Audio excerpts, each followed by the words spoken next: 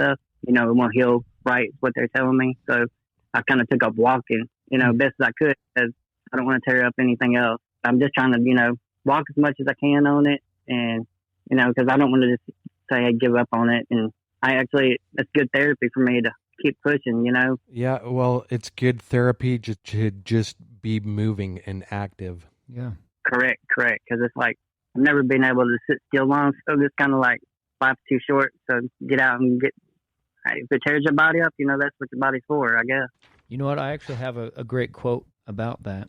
It's Jack LaLanne. You remember Jack LaLanne? Yeah. So he had this one. He said, "It's better to wear out than it is to rust out." Just the whole fact that you should just keep going. Daily movement, daily activity. Just keep going, even if it wears you down and you fall apart eventually one day. But it's better than just sitting around and rusting. Yep. I believe that, 100%. I was just looking through your Instagram. You got some good quotes on here, man. I like it. I try to do that, just make sure everybody's getting motivated. Yeah, of course. Yeah, it's good. You've overcome a lot of stuff, man. I think you're an inspiration. Great to have you. Thank you, guys. I think Sure. one of the coolest things is you had your daughter. That's amazing. But what is your family life like now? It is really good. My daughter moved, her husband, she's married, she moved to Virginia, Norfolk, and her husband's in the Navy. And so I try to go see them as much as I can. Actually, got a trip planned to go see them pretty soon. Cool. And we usually just try to spend a lot of time with her.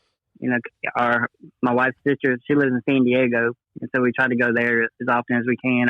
I love San Diego, yeah. And she has her mother and them live in Charlotte, North Carolina, so we try to go visit them. Just trying to spend time with all of them since they're all on different coasts, a lot of traveling. It's great, man. It's good for the soul, especially like I told my wife, Shannon.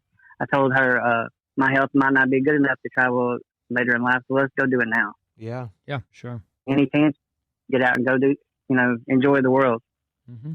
Absolutely. And what complications are you still experiencing now? Like, I know about your knee and stuff like that, but do you still have to go into surgeries and stuff?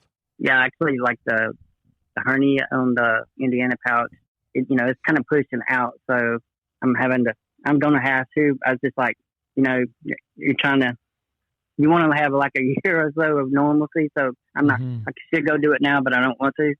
I want to enjoy life a little bit more before I go do it again. Because it'll probably keep you down, get 6 months maybe. That I'm having that. You get a lot of infections with the Indiana pouch, because you're basically casting, basically kind of an openness. You can wear gloves or whatever, but you're still going to catch germs, I'm sure. So I'm always on antibiotics and stuff like that to fight that off. And so I'm always end up having to go to the hospital sometime. Or if you have an Indiana pouch or exstrophy of the bladder is what the original name of what I had when I was born. It's called exstrophy of the bladder. You're born with that, like you don't keep your potassium well. You lose your potassium. I've been down to 1.9 potassium before, where I can't move nothing. You can't move your head. You're like paralyzed. Crazy. It's cool to hear about what you're doing to compensate for your disease, and it's amazing how you can teach those things to other people when you've gone through that sort of thing. So what are you doing to help other people? I know you said you're volunteering in the hospital and stuff. Yeah, well, for all they actually shut down. We had that children's hospital here, Sutton, and I used to go up there before they shut it down. And I was, the sick kids, because I was a sick kid, of course, and I would go up there and spend time with them and get to know them, and then I would tell them my story. Yeah. And then they tell me their story, kind of let them tell me, because I've been in their shoes before. And some of them had cancer and way worse stuff than I had, But, I guess it felt good to know, for them to know that I was a you kid. went through something too. And I overcame it, and I always try to cheer them on, Yeah. I still got a soft spot for kids anyway. For sure, man. If I see them at the store, I stop and I'm like, keep that smile on your face or something like that, Don't give up. That's great, man. You're a great influence. And giving back is like one of the best ways to help you feel better with what you're going through when you give back. I mean, service is just amazing for that. I mean, I think that's why, I always wondered why God kept me, I was like, maybe that was it. That's great. Because I could have went 3 or 4 times, and he kept me here for a reason. Maybe that's my reason. You can help other people through it. That's it. Yeah, man. That's what we call an iron will right there, man. Oh yeah. We should ring a bell. We should ring a bell every time there's an iron will. We should ding, ding, ding. Well, another iron will. This bell would have rung before. Yeah. Right when we started. Yeah. Yeah, man, that's great. I know I've seen both of y'all on y'all social media. Y'all like motivate me too. I'm like, wow, just what y'all do is amazing. Yeah, man. Yeah, I was just gonna ask you that. I'm like, you're so motivating to other people and influential, and you inspire other people. What motivates and inspires you? Just seeing other people push themselves. Like of course y'all, and then I love listening to Jocko. Of course, I know Shane Jocko, and like Marcus Luttrell, Jason Redmond. Have you ever heard of Jason Redmond? I haven't. Is he local? Well, yeah, I don't think I've heard him. He's a Navy SEAL too, and he's a really motivational guy. That's cool.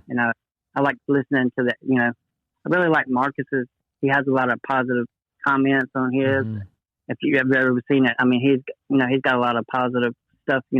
Wake up, let's push yourself, that kind of stuff. Yeah, I like. That's great. And he's been through so much. Like it's crazy how much he's been through.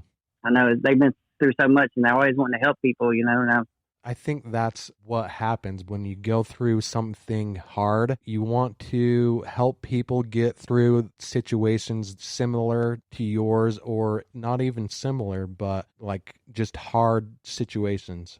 Right. That's like I told somebody the other day. I was like, you don't even have to go through something as hard as we've been through, but if you can just pick up a little grain of, something positive out of one person, if they can change their day, is the way I see it. If you can just pick up that one grain and keep pushing forward, you're going to make somebody's day, I think.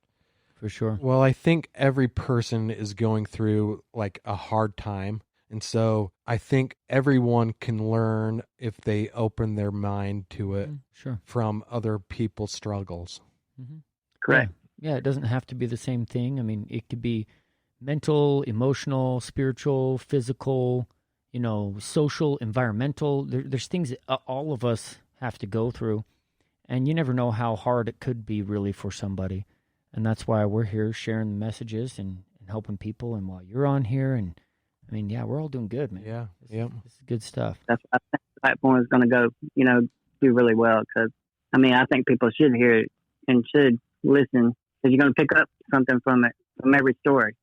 Well, that's what we're hoping for. Mm-hmm. We're hoping that people can get something out of these stories and learn from them and make themselves grow from them. Yeah.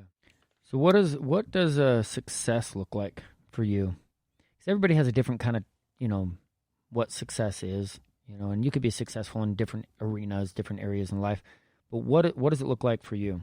Me, I just want to, keep motivating people, and I want to keep pushing myself more, to not just the working out and the walking and stuff like that, but just make it a more of a like my motivational page or whatever. Sure. Make it a little bit broader, stuff like that. That's something I want to be more successful at. We didn't even ask you this question, but I'm curious now. What did you do for a job? I worked in the oil field as soon as I got out of school, and then I got really, really sick, and my uncle was working at, because we have a casino down here in Louisiana now, and he asked me, would you want to come here so you didn't have to tear your body up in the oil field? So I did the oil field for like 10 to 15 years. And then I went to the casino and worked there for probably another 15 years. And then I got so sick, it was kind of like I had the Indiana pouch in, and I was catching an infection all the time. And so that's kind of, they were telling me, you just need to go on and kind of take an early retirement, you know. Mm-hmm. So that's kind of what I did. I'm actually surprised that you worked that long with everything Well, you've gone in through. an oil field, especially. Yeah, for that's real. hard work. It is. I was always, I always wanted to pick out the hardest stuff too, because when I went to the casino, I was over guest service. So I was just like a supervisor, and I was doing the valet and the bell, front of the house stuff. So I was always on the run, making sure everybody else was doing right, and keeping the flow going. With I just like to always be moving. So that was my main thing. So I want to hear more about your family. I want to ask you, what is something that you love to do with your family? We actually just love to have barbecues, and crawfish boils. Of course, down here in Louisiana, we have a lot of crawfish boils. And then going to the lake. My parents have a lake house, and so we go to the lake house, quite often. Mm-hmm. That's mostly what we like to do, is go down there and spend time together fishing and spending time together and cooking it out. That's mostly our traveling, of course, but that's mostly our, most of our time is spent doing that. That sounds fun. Yeah, that sounds really fun. I wish I had a lake house. Yeah, John just actually went to a lake house. Yeah, we did. We did. My wife's grandparents owned a condo on a lake. We went up there and stayed. It's really fun, really beautiful. Northern Utah. It was super cold, still in May, but it was good. We still got in the freezing cold ice water and tried to polar bear it. If y'all come down here, y'all can come down south and get to see the alligators, and I would love to. Yeah, see, that's like totally different environment, man. Yeah. I've never been to the south. So y'all come to them. Well, I'll go hang out at the lake house. Yeah, dude, that'd be great. So do you feel like having this disease throughout your life and going through all this, do you feel like it's made you a more compassionate person? I think it has to, because you've been through so much, and anything that somebody else is going through, you've got to feel what they're going through, because you've basically been through either worse or as much as they have, and so you have to feel a little sympathy for everybody, I think that's the way I had so much compassion and people towards me. I feel like I need to reciprocate it. That's great. Pay forward. Yep. So I was gonna ask you what gives you strength, but it sounds like that's it. Yeah, just helping people and being there for others in their times of distress and need. And of course, my family is a big strength to me. Because they've always, my mom, dad, my daughter, my wife. Even when I'm in the hospital, they're all there. Or if my daughter's in Virginia, she's calling every 5 minutes. So I have my own little cheerleading section all the time. Yeah, it seems like you got some good people around you, man. Oh, some people, some good support. I think that's definitely great. They're my blessing. I've been thinking this whole time we're talking to you, and you could have easily, and there are some people that have done this, easily just given up and been bitter your whole life and decided, my life sucks. I hate this. You could have turned into a really bitter person, but you didn't.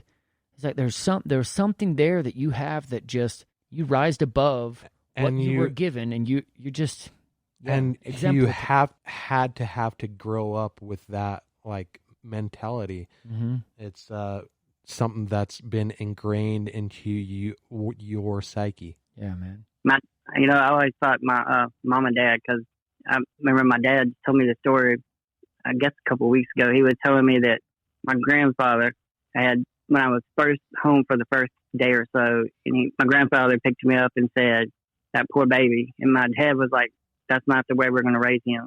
He's like, "I want you to treat him normal."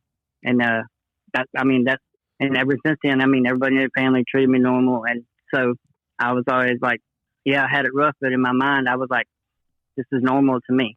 Yeah. Dude, your dad, we're going to give tons of props to that guy, man. That for sure. That's awesome right there. That's what he I remember him telling me that the other day, because he said he was telling me how proud of me the way I've turned out. And he was like, he told me that, and I said, well, thank you to y'all, because that's the way y'all raised me. Well, that's awesome. So you want to tell everybody out there, what's your, how do people connect with you?